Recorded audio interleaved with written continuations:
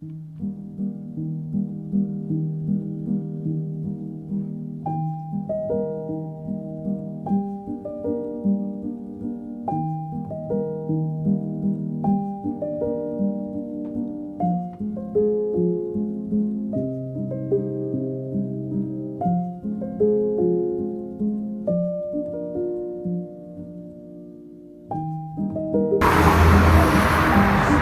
guys, I'm here at a pro-life protest on VENMO in Austin at the Planned Parenthood.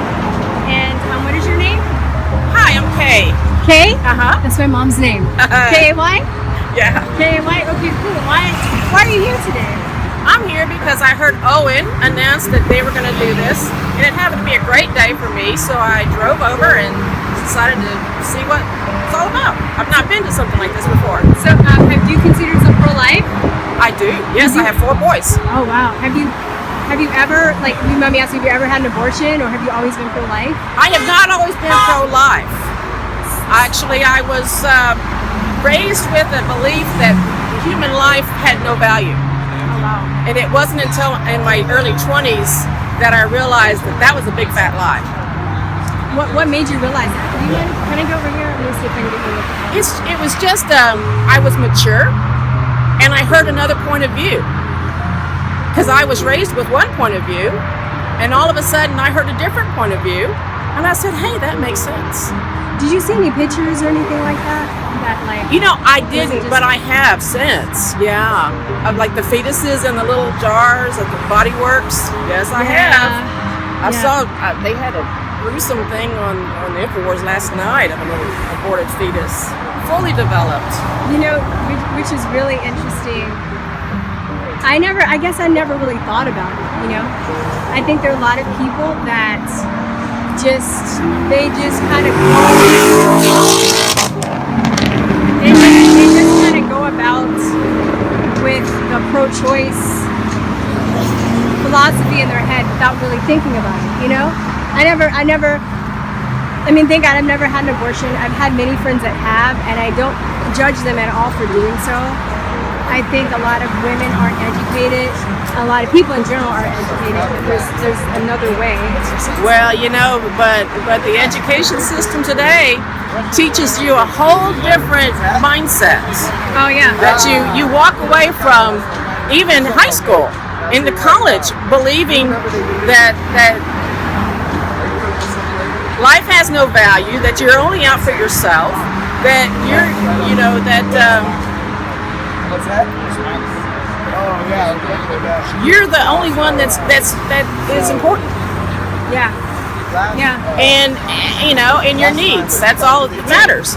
And you know, it's with the onset of birth control that women got into the promiscuity realm, you know, like guys, because all we had to do was either take birth control or go get an abortion. Yeah. And we could go out and party all we want. Before birth control, we had a baby that we had to take care of forever. It's a life commitment. If you adopted, because that's what my friends did, they adopted the kids out. And I think that was just heart-wrenching for my girlfriends to actually have to say goodbye, because they take that baby. You don't even get to hold the baby. Yeah, I mean, I don't even know. Like, I'm not a mom. I love children, but I can only imagine what it's like to have to give that baby up. But you know, there's also other methods, like the Billings method. Have you heard of that? Billings? Billings. It's like the rhythm method. Like they're natural forms of birth control where you're not on the pill and you're not. You take your temperature. Yeah, you take your temperature and you measure, gauge the consistency of the what do you call it? The discharge. Vaginal fluid. Vaginal fluid or vaginal discharge. That's all. And I had a girlfriend that did that in college, and she was telling me about it. I was like, that just sounded so bizarre to me. But as I've gotten older, and like down the line, I've like, what am I trying to say? Down the line, I've her method failed. No. The train pulled out. No. The train failed. Actually, worked. They have a pretty high success rate. But no, like from what I understand, two pull and praise like actually have a high success rate. But no, I've learned that like the Billings method is actually has a high percentage. It's a really good way to either get pregnant or not get pregnant. Wait a minute, it can't be one or the other. Yeah, it can. You can if you know your chart, right? Yeah. You can plan to have get sex. to get if you pregnant. want to Okay. have a child, Yeah. and then if you don't want to have a child, you know when to have sex. I've not heard of it. I don't know you the never heard of success Billings? rate. No, Yeah, I it's don't. I know the 98%. rhythm method. Yeah, Billings is even supposed to be better. It's like 98%. Well, I guess it's more scientific. You know, I Because don't really looking at know. the viscosity of your vaginal fluid. There's I mean, a that's few more gotta be- steps I think in the Billings method. It's similar, but there's some differences. I don't really know the exact differences. Okay.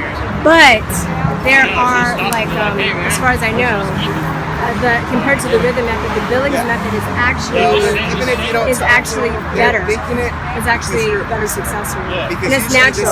And I think there's complications with even birth control. Like I was on birth control and it made me crazy for some time. Right. And then there's RU488. Oh, The morning after pill. Yeah. And there's Still the you insert something. What is it in your arm? IUD? No, in your arm. Oh yeah. There's that. I'm not doing that. But But see the hormonal stuff, right? Because I think when you do that with your arm, it lets right, it's a time release. Yeah, time release, which is not really. I don't think that's good either. Then you have the Depo-Vera shot. Yeah, I think that goes. I mean, I think it has the possibility of going to sterilization. Yeah. You Even know, birth control. where you the IUD. You run the risk of damaging the uterus, and then you can't have children. Yeah. So, but you have to value life, and that's pretty much what this is all about. You got to value life. Yeah. People don't want you to, though. That's the sad part.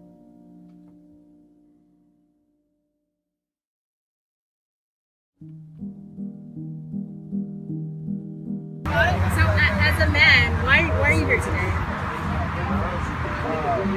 I don't care. I just want to know because a lot of people will say, "Oh, well, you're not going to get pregnant, and you're a man, so why do you care?" So why do you care?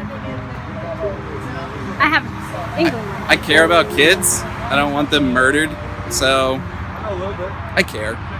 You care? Yeah, I mean, I do. I mean, I'm not for like a whole like blanket ban on abortion. I think there's at least one case where I could see an exception being made, but What do you think about men and them not really having a say-so in whether a woman aborts a baby? I think it's kind of unfair because men are half the equation of the creation process. So they have a stake in it. There's some, I mean, you could say that they have a partial, I'm going to use this word gingerly, an ownership right, if you will. Because they are creating co-jointly with another person to create a child. So I feel like there's some say in that. Yeah, I mean, I would like to see women get pregnant without sperm. That'd be great. That'd be interesting. Can they do that yet? No. Oh, well. You can go to a sperm bank and you're still getting sperm. You know Right. What I'm saying? So it's like men can't like fertilize anything else but an egg. Love you, bro. See y'all. But an egg, and women, can't get pregnant. I mean, without sperm. Right. So That's men, the way the biology works. I think Yeah. men grieve as well. I dated a guy, and his girlfriend before me had an abortion. He would beg her not to do it. And I think it really messed him up. I think there are a lot of men too that do the choice. I mean, it's not an easy decision to come to, and yeah, it hurts. What? It hurts. Yeah. There's some feelings there. It hurts. Yeah. It is a tough decision. Yeah, I can imagine. I mean, I've never been in that situation. I would hate to have to be in that situation. And, just knowing another couple of guy friends who've gone through the same thing. Never really thought about men grieving and men feeling cast aside because they don't have a decision. get that data. Well, and see, that's what I feel. There is a gross neglect, I would say, about men's issues in general, and there needs to be a little bit more awareness of that. And it's not. And I feel like there could be some better exposure on certain men's issues that, because, you know. Were you always pro-life?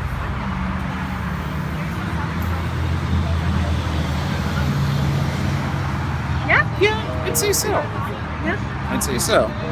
Because, I mean, the alternative is death, and that sucks. Yeah. I mean, yeah, I'd say life in general is a positive. Existence in general is a positive. And yeah, sure, that's a judgment call. That's my opinion. I would rather have existence than non-existence, even if it's the crummiest existence there is. You think so? There's some people that would argue though it's better to abort a child than to give it. Just plain devil's advocate. Okay, no, I mean there's that, but I mean even the most beautiful flowers grow out of a pot of dirt. I mean, you know, it's all about what they choose to make with the chance that they have. If you also consider, you know, the grand scheme of the big picture of things, how astronomically improbable it is that life exists in the first place.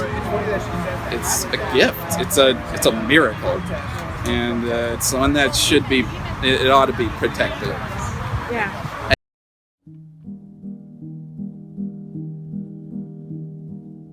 She was like, nah, but we got to do more. And I was like, well, what else do you want to do? She was like, I'm sick of these cops killing black men. And I was like, but you done had 10 abortions. You've killed more black men in the city of New York City. More blacks are aborted than any other race. It's true. It's true. What's your name? Caitlin. Huh? Caitlin. I'm Christine. Nice Hi, to meet you. Christina. Nice to meet Christine. you. What was it? Christine? Oh, Verstein with a V? Yeah, yeah. Verstein. Okay, I got it. There's a lot of noise. No, I know. I hope the sound isn't messed up here. But we'll see. Anyway, what was I gonna say? My dad would say, I'm from LA and I grew up in South Central LA. Okay. My dad would say when I was younger, you know, he's made remarks where like, why are all the Planned Parenthoods in like the black neighborhoods? In the early 20th century, Margaret Sanger founded Planned Parenthood, an organization that later became the nation's largest abortion provider. Sanger encouraged abortion and sterilization to limit the size of black families. Childress says she also used the unaware black minister to further her agenda. I mean, I was like, he's right. So I don't see them in like Beverly Hills or Bel Air or Brentwood or any of those places. But I didn't really know what he was trying to say. You know, like he's telling me that's like 12, 13 years old. Right. He goes, yeah, he goes, I think there's something to that. He would tell me, he goes, I think that they're trying to exterminate blacks. And I'm just like, okay, whatever, man. You know, Right. But now that I'm older, I totally see what he's saying. You know, I see what he was trying to say. What you're doing. Absolutely. So Single obviously, mothers. huh? Single mothers, taking away the dads, everything. I mean, it's in every race, but it's horrible. Yeah, well, so why are you pro-life? So, Or are you pro-life? I am pro-life. Are you pro-life? I am. I was saying mostly, but I don't. Yes. Okay. I'm not. Yes, I am. But I was just thinking. I don't know if it should be banned outright. I'm still a little bit on the fence, but I wouldn't do it myself. Okay. And I don't. But I don't judge any of my friends that have done it. Okay. Because I was talking to a lady over there saying I think that we go through life doing things without really thinking about stuff, and I think that women are so, or society is just so brainwashed to just be like, oh, if you get pregnant, get an abortion, you know, and that's like the only option that we have. Oh, absolutely. So I'm just curious, so have you always been pro-life? Not always, to be honest. So I believed a lot of lies with my body, my choice, thinking it was my body, my choice, not realizing it's a completely separate body. And now that I do realize that, I've connected mind, body, and spirit. I take a lot of InfoWars supplements, which have really helped. And I mean, it's just, we're just a vessel for the womb, and it's not fair that that's the only way children can come out, and women are taking that away from them. And there's arguments like quality of life, but you can't argue that. What kind of quality of life? You have no idea what kind of quality of life the baby's gonna have. The only time that it would be okay is if the mother's life's in danger, and that would be saving the mom. It would be killing the baby. And I was saying a lot of times the mothers opt to save the child instead if they have to choose between the two. Which would be me, but I could ban that for other women because that'd be the only thing. But it's our government was founded on life, liberty, and property, and protecting it. A baby is a life, unborn or born. It's a life, and murder is not okay. And I mean, really, our bodies as women aren't even our bodies; they're temples of God. And I don't think he'd really be okay with us committing murder in his temple.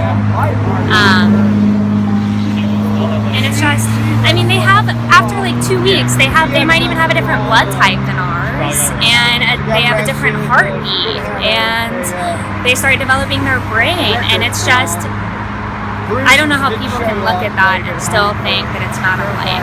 It's, and what's to say that me a week in the womb is less significant than I am today? There's no difference. It's just, I think it's really important. It's our government's job to protect life, and I think that's what we should do. Yeah, I really don't think the government should be involved in it. Absolutely. That's my big thing too. People get mad at like Trump and the governments are trying to take away our rights. I'm just like, well, if you're pro-life, I don't think you should use your money to pay for abortion. Exactly. So if you want to have it, then do it like you're responsible for it and do it yourself. Don't like depend on other people's tax dollars to kill your baby. Which is absolutely, and that's a start. Absolutely. There's absolutely no way it should be funded by government. That's insane. That blows my mind. Really? I thought the same thing. We think a lot alike, huh?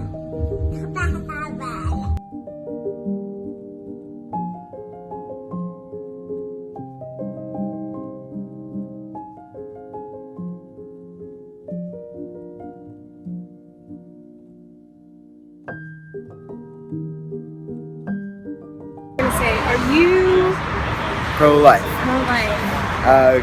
Beat you to it. Well, yeah, definitely. Have you always been pro-life? Mostly, except for throughout my life, especially as a teenager, I lean more left or liberal as far as like supporting abortion rights as they were.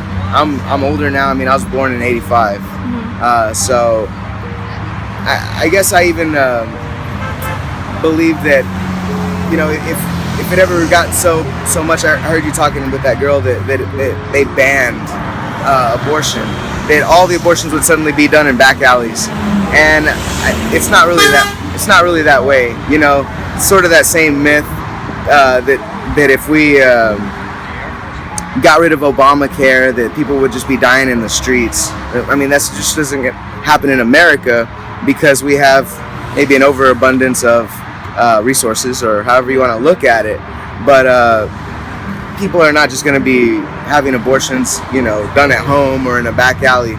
But that's even if you're just talking about abolishing, you know, abortion like they had in Ireland, like that girl was talking about.